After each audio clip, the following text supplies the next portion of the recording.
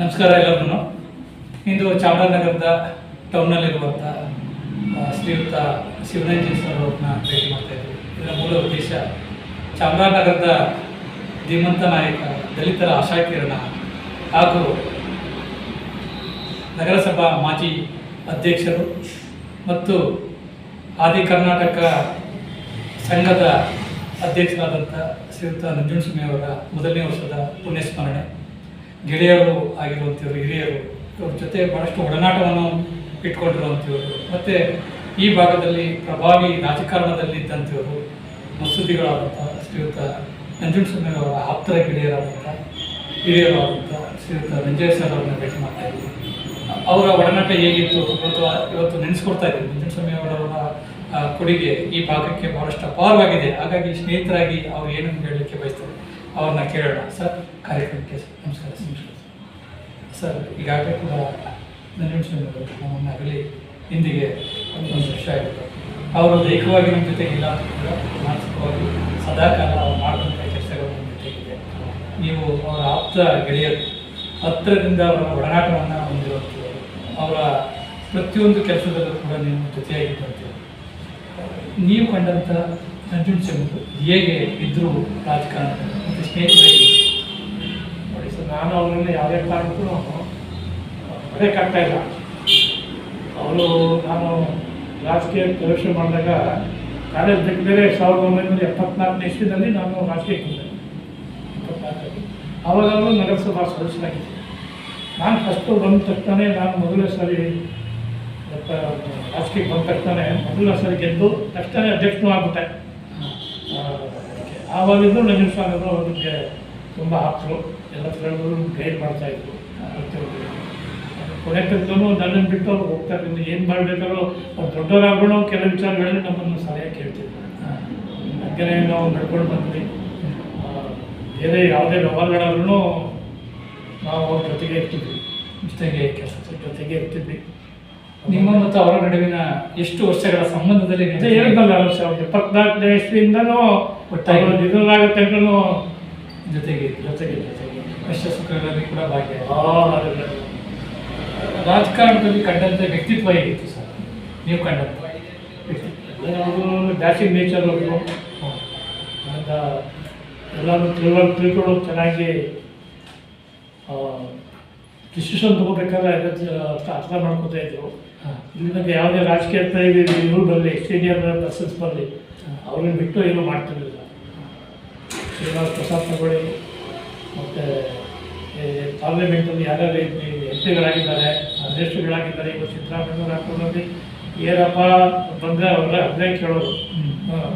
ಅವರು ಜೇಡಿಗಳೆಲ್ಲ ಇಲ್ಲ ಮಾಡಿಸ್ಕೊಂಡು ಅಷ್ಟು ಕಷ್ಟವನ್ನು ಮಾಡ್ತಿದ್ರು. ಇವತ್ತೂ ಅವ್ರ ವಿದ್ಯಾರ್ಥಿಗಳು ನಂಜುಂಡಸ್ವಾಮಿಯವರು ಒಳ್ಳೆಯ ಹೆಸರುವಾಸಿ ಮಾಡಿದ್ದಾರೆ. ಇವ್ರ ಫ್ಯಾಮಿಲಿಗೆ ಇವತ್ತು ಆ ಗೌರವ ಇದ್ದೇ ಇದೆ. ಸರ್, ಈಗ ನೀವು ಒಂದು ಕಡೆ ಸೇರಿದಾಗ ಹೆಚ್ಚು ಯಾವುದ್ರ ಬಗ್ಗೆ ವಿಷಯಗಳನ್ನು, ಜನಪರವಾದಂಥ ವಿಷಯಗಳ ಬಗ್ಗೆ ಮಾತಾಡುವಂಥ ಸಂದರ್ಭದಲ್ಲಿ ನೀವೇನು ಅವರ ಮಾತುಗಳನ್ನು ಆಲಿಸ್ತಿದ್ರಿ? ಎಲ್ಲ ಯೂಶಲಿ ನಾವು ನಗರಸಭೆಗೆ ಸಂಬಂಧಪಟ್ಟಂಥ ವಿಚಾರಗಳು ಚರ್ಚೆ ಮಾಡ್ತಾ ಇದ್ವಿ. ನಾವು ಅವ್ರು ಹೇಳಿದಾಗ ನಾವು ಕೇಳ್ತಿದ್ವಿ, ನಾವು ಹೇಳಿದಾಗ ನಮ್ಗೆ ಗೈಡ್ ಮಾಡ್ತಿದ್ರು. ಕೊಂಡ್ಕೊಂಡಲ್ಲಿ ಒಂದು ರೋಡ್ ಇದು ಮಾಡಬೇಕಾದಾಗ ಒಂದು ಅಲ್ಲ ಮಾಡಬೇಕು ಅಂತ ನಾವು ಡಿಸಿಷನ್ ತಗೊಂಡ್ವಿ. ಆ ಟೈಮಲ್ಲಿ ಕೆಲವೆಲ್ಲ ಎನ್ಫೋರ್ಸ್ಮೆಂಟ್ ಇತ್ತು. ಆವಾಗ ಅವರೆಲ್ಲ ಕೋರ್ಟ್ ಹೋಗಿ ಮಾಡಿದೆಲ್ಲ ಮಾಡ್ತಿದ್ರು.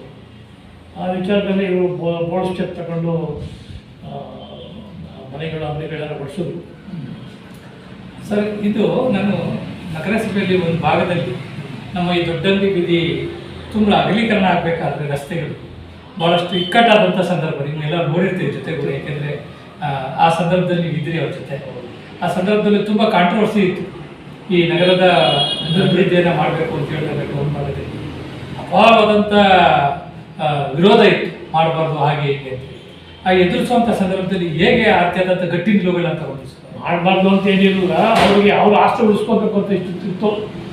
ಅಂಗಡಿಗಳು ಹೊಡೆದ್ರೆ ಮಾಡಿದ್ರೆ ಎಲ್ಲ ವಿಶಾಲವಾಗಬೇಕು, ಅಭಿವೃದ್ಧಿ ಆಗೋದು ಎಲ್ಲ ನಮಗೆಲ್ಲ ಇಷ್ಟ ಇತ್ತು. ಅಲ್ಲಿ ಕೆಲವು ಹಿತಾಸಕ್ತಿಗಳಿಗೆ ಅದನ್ನ ಎಲ್ಲ ಮಾಡಬಾರ್ದು, ಹೀಗೆ ನಮ್ಮ ಆಸ್ತಿ ಹೋಗುತ್ತೆ ಅಂತ ಆಯಿತು. ಆದರೆ ಇವರು ಅದನ್ನೆಲ್ಲ ಕೇರ್ ಮಾಡಲಿಲ್ಲ. ಹ್ಮ್.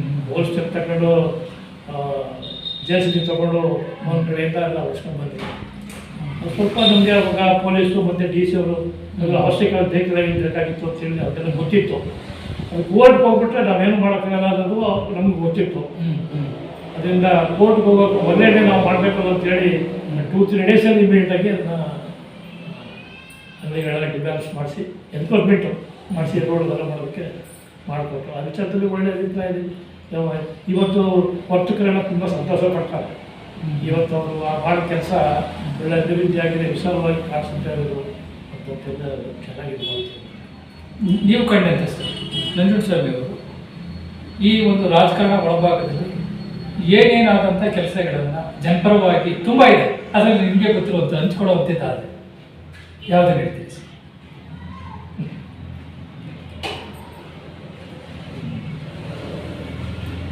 ಆ ಕೆಲಸಗಳಲ್ಲಿ ಅವರು ಅಭಿವೃದ್ಧಿ ಮಾಡಬೇಕು ಅಂತ ತುಂಬ ಆಸೆ ಇತ್ತು. ತಕ್ಕಂತೆ ಇಂಪಾರ್ಟೆಂಟ್ ಲೀಡರ್ಸ್ಗಳನ್ನ ಅವರು ಚೆನ್ನಾಗಿ ಇಟ್ಕೊಂಡಿದ್ರು, ರಾಜಕೀಯ ವ್ಯಕ್ತಿಗಳನ್ನ ಚೆನ್ನಾಗಿ ಇಟ್ಕೊಂಡಿದ್ರು. ಅವರು ಒಳ್ಳೆ ಆಸ್ತಿ ಮಾಡ್ಕೊಂಡು ಶ್ರೀಮಂತರಾಗಿದ್ದು, ಯಾವುದಕ್ಕೂ ಆಸೆ ಪಟ್ಟೋಗಲ್ಲ, ಚೆನ್ನಾಗಿ ಕೆಲಸ ಕಾರ್ಯಗಳನ್ನು ಮಾಡ್ಕೊಂಡು ಬಂದಿದ್ರು. ನೀವು ಕಂಡಂಥ ಗೆಳೆಯರಾಗಿ ಕಂಡಂಥ ಒಳ್ಳೆಯ ಸ್ನೇಹಿತರಾಗಿ ಕಂಡಂಥದ್ದು ಅವರಲ್ಲಿ ಏನನ್ನ ತುಂಬ ಇಷ್ಟಪಡ್ತಿದ್ದೆ ಸರ್? ಅವ್ರದ್ದೆಲ್ಲ ಕೆಲವು ವಿಚಾರಗಳು ಬಿಟ್ಬಿಟ್ಟು ನಾನು 90% ನಾವು ಜೊತೆ ಇರ್ತಿದ್ದೆ. ಅವ್ರು ನಮ್ಮ ಮನೆಗೆ ಬರೋರು, ನಾನು ಹೋಗೋದು, ನಮ್ಮ ಹತ್ರ ಕಾರ್ ಕಳಿಸೋರು ಮಾಡೋದು ಎಲ್ಲ ಪ್ರತಿಯೊಂದು ನಾವು ಅಷ್ಟು ಕ್ಲೋಸಾಗೇ ಇದ್ವಿ. ಏನು ಮಾಡೋಕ್ಕಾಗುತ್ತೆ, ವಿಧಿ ಆಯಿತು. ಆದರೂ ಇವತ್ತು ಚಾಮರಾಜನಗರದಲ್ಲಿ ಅಂಥ ಧೀಮಂತ ನಾಯಕ ಎಲ್ಲರಿಗೂ ಕೂಡ ಪ್ರೀತಿಯಿಂದ ಕೆಲಸಗಳನ್ನು ಮಾಡಿಕೊಟ್ರು ಅಂತಿದ್ದು. ಆದರೆ ಒಂದು ಗುಣ ಏನು ಅಂತ ಹೇಳಿದ್ರೆ, ಏನೇ ಬಂದರೂ ಕೂಡ ಮಾಡಬೇಕು ಅಂತ ನಿಂತ್ಕೊಂಡ್ರೆ ಅದನ್ನು ಮಾಡ್ತಾ ಇದ್ದಾರೆ. ಚೆನ್ನಾಗಿತ್ತು ಅಲ್ವಾ ಸರ್? ಹೌದು. ಇವತ್ತು ನಗರ ಇವತ್ತೊಂದು ಶುಚಿತ್ವವಾಗಿ ಒಂದು ನಗರ ಒಳಭಾಗದಲ್ಲಿ ಒಂದು ಒಳ್ಳೆ ಕಾರ್ಯ ಆಗಿದೆ ಅಂತಂದರೆ ಇವತ್ತು ನಾವು ನೆನಪು ಮಾಡ್ತೀವಿ. ಆ್ಯಕ್ಚುಲಿ ಇವತ್ತು ರಿಂಗ್ ರೋಡ್ ಆಗಿದೆ. ಆಗಿನ ಕಾಲದ DC ಹರ್ಷಗುಪ್ತ ರಿಂಗ್ ರೋಡ್ ಮಾಡುವಂಥ ಸಂದರ್ಭದಲ್ಲಿ ತುಂಬ ತಕರಾರುಗಳು ಬಂತು. ಅವೆಲ್ಲವನ್ನು ಎದುರಿಸಿ ಅದಕ್ಕೆ ಒಂದು ವ್ಯವಸ್ಥಿತವಾದಂಥ ಯೋಜನೆಯನ್ನು ರೂಪಿಸ್ಕೊಂಡಾಗ ಇವರು ಬೆನ್ನೆಲುಬು ನಿಂತ್ಕೊಂಡಿದ್ದಾರೆ. ನೀವು ಕೂಡ ಆ ಸಂದರ್ಭದಲ್ಲಿ ಬಹಳಷ್ಟು ಜೊತೆ ಹರ್ಷಗುಪ್ತ ಇದ್ದಾಗ DC ಇದ್ದಾಗ ನಾನು ಪ್ರಾಧಿಕಾರದ ಅಧ್ಯಕ್ಷನೂ ಆಗಿದ್ದೆ.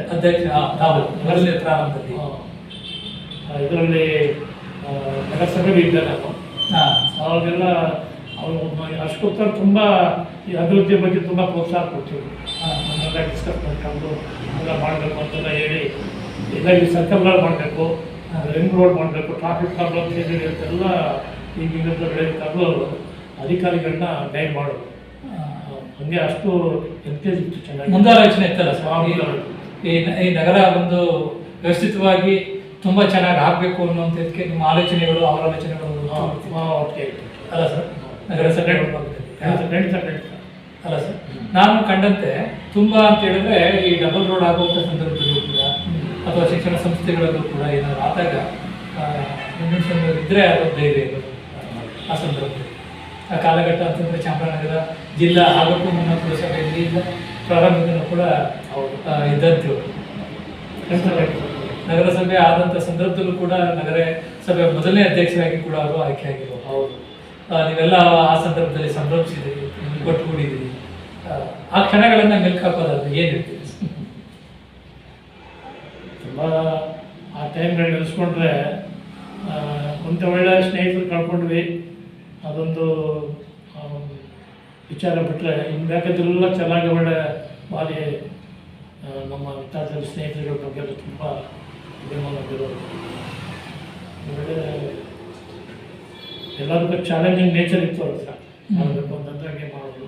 ಅದೇ ರೀತಿ ಎಲ್ಲ ರಾಜಕೀಯ ವ್ಯಕ್ತಿಗಳು ಬಂದು ಅವ್ರ ಸಲಹೆಗಳು ಕೇಳೋರು, ಅವ್ರನ್ನೇ ಮುಂದೆ ಬಿಟ್ಕೊಂಡು ಇದು ಮಾಡ್ತಿದ್ರು. ಅವ್ರಿಗೆ ಲೀಡರ್ಶಿಪ್ ಕೊಡ್ತಾಯಿದ್ರು. ಅವ್ರಿಗೆ ಇವತ್ತು ಸಂಘಟನೆ ಚೆನ್ನಾಗಿ ಮಾಡಿದ್ದಾರೆ. ಇವತ್ತು ಅವ್ರ ಮಕ್ಕಳುಗಳು ರೈತರ ಮಾಡ್ಕೊಂಡು ಹೋಗ್ತಾ ಇದ್ದಾರೆ. ಮುಂದೆ ಆಗಲಿ, ಒಳ್ಳೆಯದಾಗಲಿ. ಒಳ್ಳೆಯ ಸ್ನೇಹಿತರು ಕಾಕೊಂಡಿದ್ದೀವಿ. ಇಲ್ಲ ಸರ್, ಅದು ನಿಮಗೆ ಆ ದುಃಖವನ್ನು ಭರಿಸುವಂಥ ಶಕ್ತಿ ಖಂಡಿತವಾಗಿಯೂ ಆ ಭಗವಂತ ನಿಮಗೆ ಕಲಿಸ್ತಾರೆ. ನಿಮ್ಮ ಮತ್ತು ಅವರ ನಡುವಿನ ಸ್ನೇಹ ಅಗಾಧವಾಗಿರುವಂಥದ್ದು ನಾವನ್ನೆಲ್ಲ ಗಮನಿಸಿದ್ದೀವಿ ಸರ್.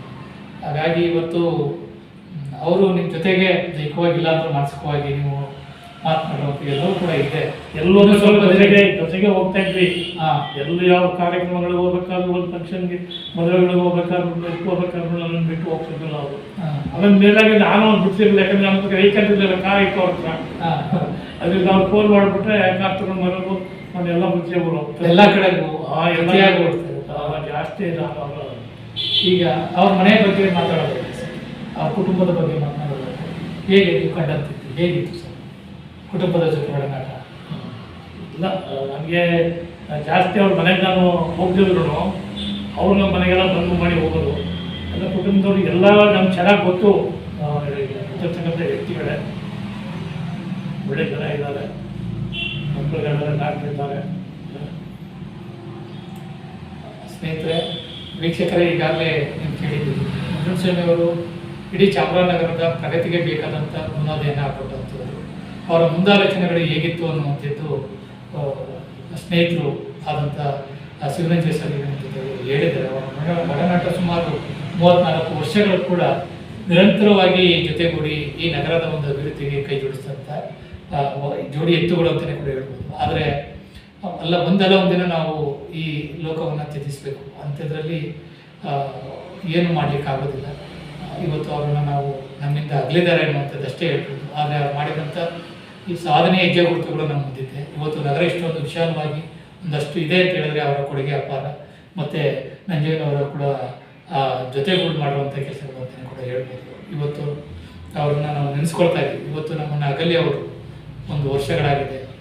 ನಿಜವಾಗಿಯೂ ಕೂಡ ಅಂಥ ವ್ಯಕ್ತಿಗಳು ಮುಂದೆ ಬರಬೇಕು, ಮುಂದಿನ ಜನ್ಮಾನುವಂಥದ್ದು ಏನಾದಿದ್ದರೆ ಅವರು ಮತ್ತೆ ಹುಟ್ಟಿ ಬರಬೇಕು ಅನ್ನುವಂಥ ಆಶಯಗಳೊಂದಿಗೆ ಅವರ ಕುಟುಂಬಕ್ಕೆ ದೇವರು ಅವರಿಗೆ ಒಂದು ಧೈರ್ಯವನ್ನು ಕೊಡಲಿ ಅನ್ನುವಂಥದ್ರ ಮುಖಾಂತರ ಅವರು ಮಾಡಿದಂಥ ಹೆಜ್ಜೆಯ ಗುರುತುಗಳು ಹಾಗೆ ಇರಲಿ ಅನ್ನುವಂಥ ಮಾತನಾಡ್ತಾ ಇಲ್ಲಿ ತನಕ ನಮ್ಮ ಮನದಾಳದ ಮಾತನಾಡಿದಂಥ ಶಿವರಂಜಯ ಸರ್ ಅವರಿಗೆ